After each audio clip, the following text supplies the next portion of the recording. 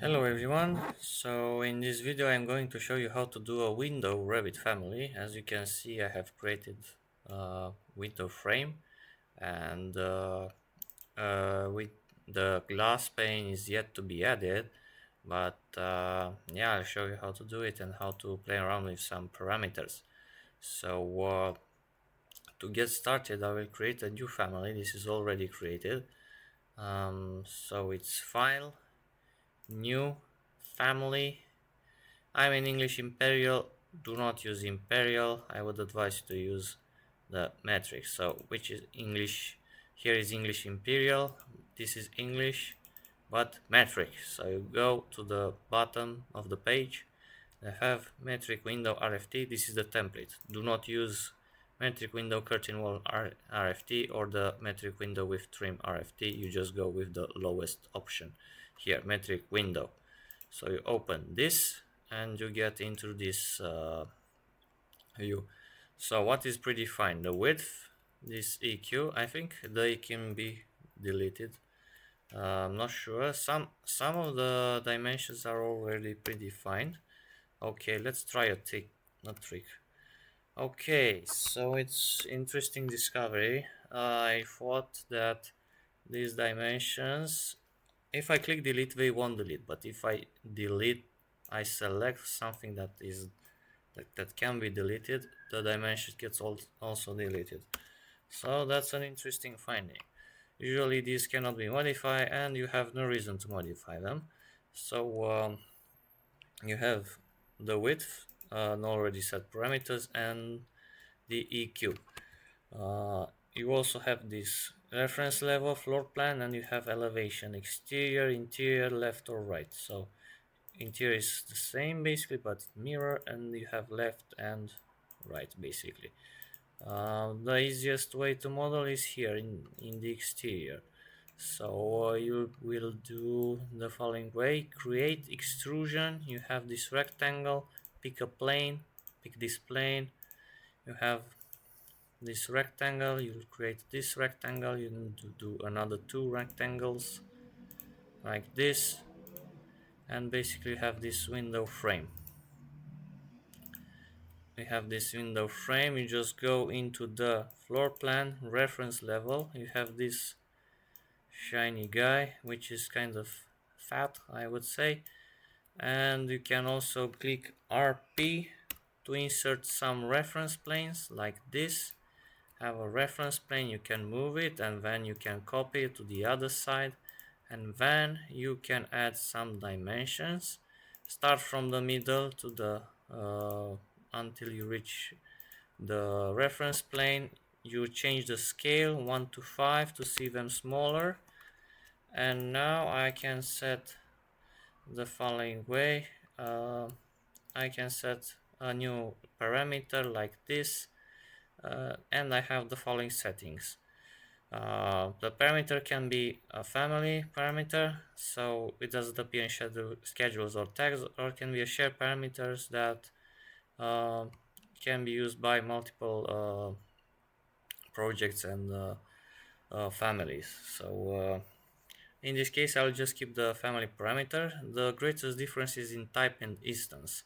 So type parameter is the one that defines the family. The width, for example, is a type parameter. So you have 2 meter wide window, you have 1.5 meter wide windows, and so on. This is a predefined category. It's like a group that is multiplied. So when you create more instances of that window, it will be the same type. If you decide to be an instance, you can modify, for example, the width of each window. So those parameters that have this instance, let's say this instance attached, basically you can have some arrows when you have it in the project and play around. And you also have these reporting parameters. Basically, these have, let's say, you get a value, and that value is used to be calculated. You use it in a formula. I don't know. Okay, you have the width, and then you can calculate, let's say, I don't know, the let's say how long the window shutters will go down, or to close, or how much will they close? Do you have some shading? Maybe the sun shading depends on the proportions of the window. I don't know, I'm making some things up, but I told you a principle. So I keep this type as type, and now I have parameter data, and I name it frame width. So this will be like this when I select the other dimension like this, and now this generic model with the window can be attached and locked into position. You move, attach, you see the blue line basically, that means it snaps, and then you lock it. Now you have these planes, these edge planes, I will lock them as well. I have this face as well, lock it. If you want to exit a constraint, so you lock it. If you exit the constraints, you will be notified. You either cancel or remove constraints. If I cancel, it looks like this, so it goes back into position. If I move it and remove constraints, it moves this, but I no longer have the constraints. So I have a lock, and basically this is it with that part. Now we have some other parameters to set up. We'll draw some reference planes. RP is the command, so you click RP. Oh, so RP. You click, so you write RP, and now you see the cursor that looks like a plus, like a target for sniping. And when you have these reference planes created, you can also copy and paste them. And now I can create some other dimensions to snap. So I grab something like this. I have a dimension, I have another dimension. Okay, and I will label it as edge frame. That's great. I have edge frame. Okay, and I will copy again this reference plane, and now I'll do like this. So I have this pane parameter. This works for the middle part, is the same as in here. I have the width and then the EQ. So this is a principle that you can use. So this one will be parameterized, and we'll have a name that of, I don't know, middle width. Okay, this is EQ. So that means if I change here with, let's say, 80, this will change, and these faces will be snapped like this and locked into position. This will be locked into position. Yeah, it is locked. Great. And now I have my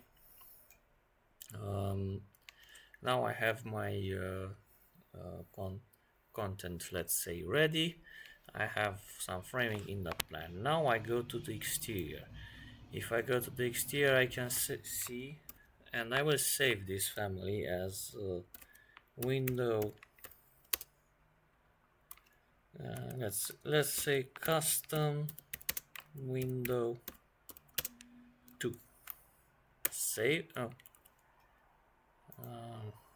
2. Now I saved it, and now I have the window elevation, and I want some more reference planes. So RP is the command. You type RP, and now I have this arrow that you can put like this.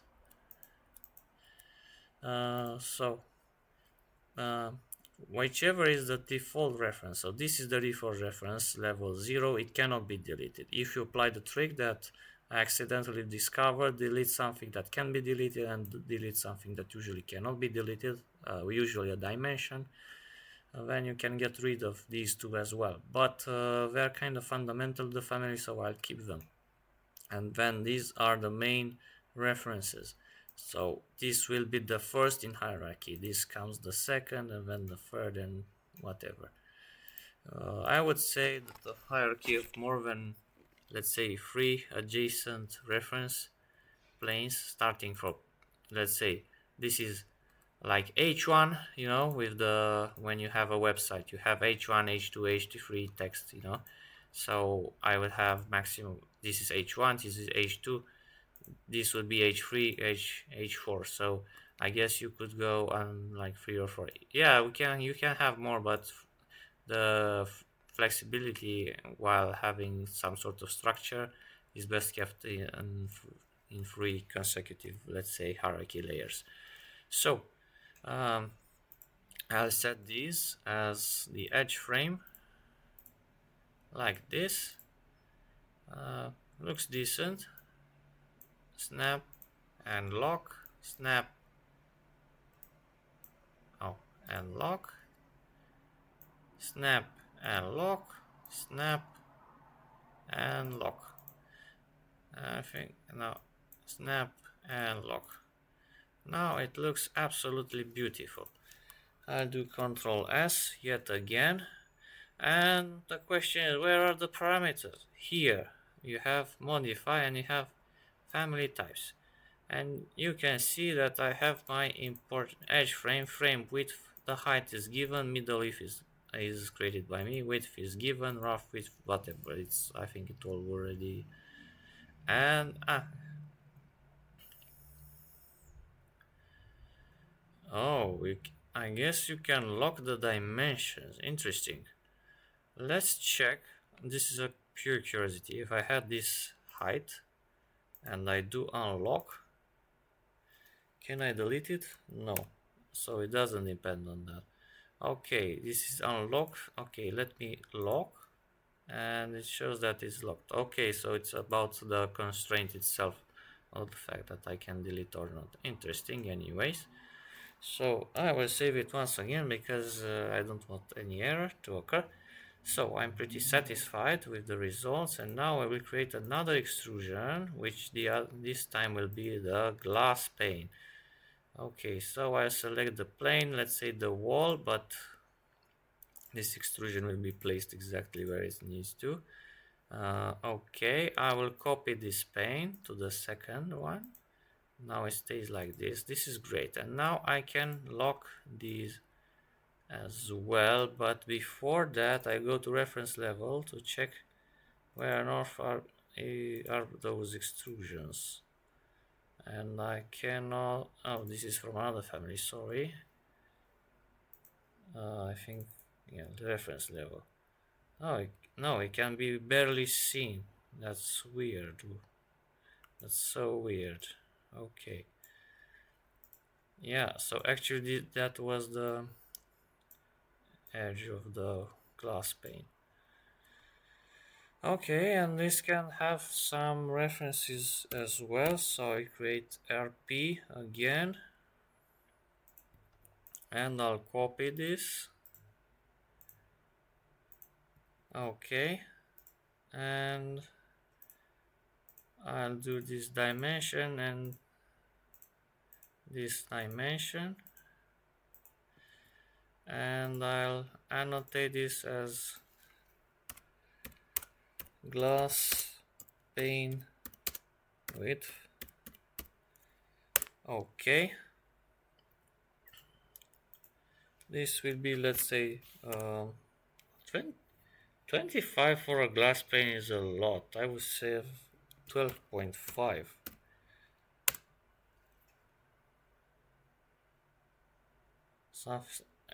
Wait a bit, something is messy.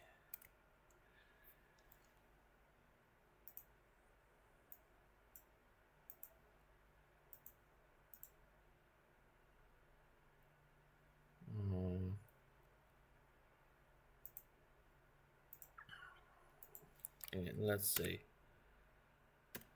glass.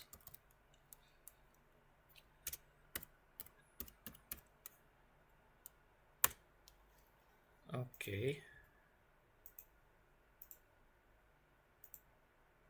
Okay, now it's okay. Great. And this should be snapped here. Locked, snapped, locked. this is locked again, this is locked again, locked. Yeah, for let's say this case it might work quite good, but if you do too many blocks, it will eventually become too constrained. It has some sort of term on here. Let me check. So like this, let's lock it to the plane. It's locked. Okay, let's lock it again. We have this button two sides. Tab to switch between those blue selected parts until you reach the panel. So tab, click again, and you see that it cycles through many options. Click tab until you reach the panel. This is the panel. Great, we reached it. Okay, lock it. Great. We'll save it again. We go to reference level. So now it looks great. The only thing left, which is worthy of mentioning, is to change the color of the material. It can also have a parameter which, let's say, is material, and when you can assign material when imported into the project. But if I want to have a default material, I can let's say click none, unassign it, then go to glass, make foreground pattern, let's say solid fill, and you make it somewhat bluish or something like this, and that should look great. Cut pattern, you can do a cut pattern, why not do a cut pattern and do it as well, this bluish tint yet very light. So yeah, this would look great, and as you can see you have the panel itself, the glass panel, and now we set it as glass panel, and now it looks great. Ctrl S yet again to save it, go to the default 3D view, and now basically you have the completed windows. Of course you would need a handle, but that's not the subject for the day. I just show you how to do some sort of basic window to know how those parameters work and kind of get around and know how they work. Of course there are many more layers and details to this, but as for the time being it isn't the case. So basically I have let's save the family and give it a name, custom window complete. Oh, I wrote this with those caps lock letters. Okay, complete. Okay, now the moment of truth. We load into a project. I will load it into this house that I showed in a previous tutorial. Let's say, so this was the previous project with the door. I go into the 3D model. Let's say I put it on a wall, on a random wall. As I insert it into a project, I have window, I have custom window complete, and now place it onto the host. And now I can see that I have my window. Now this window has the seal height parameter. I guess this is instance it shows. So the one. So if I change the parameter, the next window that I place won't change the parameter because this. Let's make this window wider. Let's make it 2 meters to see how does it work. Yes, it works absolutely wonderfully. Wow. Let's set the height in this case. Height, let's make it 2.5. Let's exaggerate a bit. Yes, it works wonderfully. It's this simple tool with extrusions. This is the greatest tool for Windows in general because they work quite well in the sense that they snap to the right references and so on. If you use sweep, you might have problems. So yeah, we have a great window, and that can be reused for many projects. That's how I also created this kind of windows. It's the same principle. Instead of having a great rectangle and two small rectangles I made. Wait, I actually enter into the family, and I really show you exterior. So you have the, I barely place some dimensions. I place some dimensions because I wanted to explain you. When I go into this editing menu, I made my custom window. Sometimes it's a waste of time to configure all the parameters. So I guess you keep just the height or the width or whatever, and then you insert it and you go back and forth. Sometimes it's more practical. I won't save the change for this type of window. I just showed you how does it work into a real project. Praising a window, and this is the door that we created in the previous tutorial. This looks absolutely beautiful, so I would recommend you to watch that tutorial. So yeah, you can do many things with family. So this is created using the same method, this window as well, this window as well, and this is a bit different but uses the same extrusion principle. It's within the family. So yeah, I hope you enjoyed the video and found it useful. So let's go back to the family. Now this is the previous window, sorry. Yeah, the problem is when you have many windows that you might confuse them, and yeah. Oh, so here we are within the family. As I told you, this is the family. So these are multiple extrusions, but they have no dimensions actually. You don't necessarily need to use dimensions, but they are useful if you want to customize. In my case, the house, the I do not need to do more one door for a particular historic house, so it doesn't get replicated. So it makes sense to make just it once, you know, and it makes sense not to use parameters. So yeah, basically that's it. Hope you enjoyed it, and yeah, I guess we'll see each other in the next video. And let me put where the great window is. If you don't find, if you have many projects and can't find your let's say can't find your I don't know, window or whatever you have done, like here, you just have this right drop down, and you can find whatever you have. If you have many projects, for example, I have a family, and when I want to break it, I have 3 projects open with many elevations and whatever. I have this drop down, and it's very useful. That's a useful trick. So thank you for joining in, and yeah, I guess we'll see each other around in another tutorial. Bye.